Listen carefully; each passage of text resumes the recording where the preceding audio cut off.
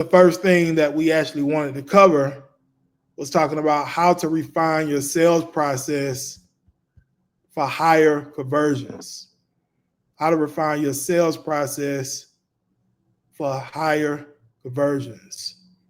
And so what we can start off with in regards to sales process is, for one, you definitely have to have a sales process. And what I mean by that is what happens, of course, once you generate a lead for your particular business. So you get any type of interest in your product or your service, what is the next thing that typically happens? That's part of the sales process. So I know for our business and many of our clients' businesses that we work with, typically we're not leveraging paid advertising. It's typically what we call a 2-call closing system, where it's typically some type of discovery call done just to build some rapport and just to thoroughly understand that prospect a whole lot more in terms of where they currently are at that particular time, what some of their challenges and what some of their pains, what's some of their desired outcomes they may be looking for. And it's typically as well gathering information as well in terms of their sense of urgency of potentially getting a problem solved. And then from there, if that prospect is typically qualified based off how they answer certain questions that should be within the sales framework, then you typically would transition into what we call stating your high value statement, specifically of how you actually serve your clients and who you serve, right?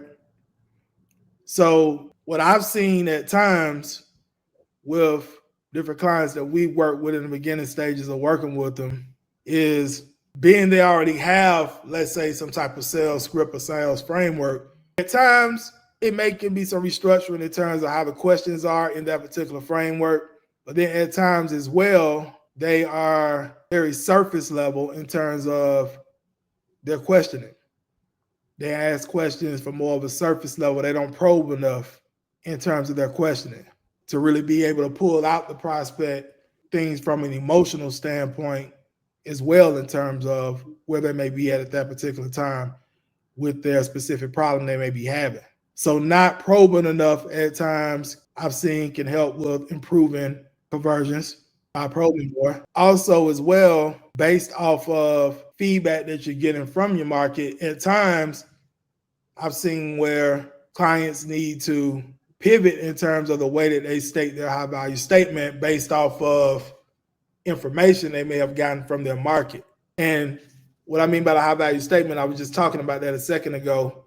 It's typically a statement that pretty much speaks to who you serve, how you help them solve the problem, how do you help them get to a specific result through your unique mechanism or your proprietary method. Or it can be who you serve, how you help them solve a problem and get a result without them having to do different things that they don't really want to do. So coming up with that particular statement. And like I say, at times I've seen where with different entrepreneurs and business owners, their high value statement is not resonating at the highest degree with their potential clients. At times you may have to go back and do tweaks to that particular statement if it's not really landing as well with potential clients. You have to make improvements to that particular statement based off of feedback that you're actually getting from your particular market at times, if the conversions are not really up once you get to the next call, which is I'm going to talk about as well, which is the strategy session call, sales call, consultation, etc. Also, discovery, of course, you may get a few questions, and you're getting those questions, thoroughly being able to answer those questions at a high level. And then, like I said, if they're qualified, making sure you book them into a second call. This is if you're not leveraging paid ads, by the way. If you're leveraging paid advertising, then you typically are getting inbound leads. You really could just go straight into a strategy session, a sales call, or a consultation, right? You really don't necessarily all the time need a 2-call close for inbound lead flow. Being you have some type of funneling system, as well, where they're already educated in regards to you and who you serve and how you serve them, and seeing some proof of concept as well prior to getting on a call with you. you can just go straight into a strategy session or a consultation. But if you're not leveraging paid ads, you want to have a 2-call close component. And so being there qualified on that discovery call, you have to set them into that second call, which is typically the strategy session or sales call or consultation. In between discovery call and the second call, you should have some type of pre-selling mechanism that you're actually sending over to that particular potential client that could pre-sell them on your offer, whether that's a value video, video sales letter, written sales letter, etc., your website, what have you. And then once they get onto that second call, whatever information that you didn't get out the discovery, you want to be able to pull more information out into that strategy session. For instance, it's 7 buying beliefs that every prospect should have. 1, they should have pain. You should be able to uncover the pain in your discovery call. They should have some type of challenge, because without any pain, there's no sale. The second buying belief they need to have is doubt. So they need to actually admit that they can't achieve the result or solve the problem on their own. Now, you can pull that information out the discovery, or at times you may pull that out in the strategy session, right? In terms of the doubt factor.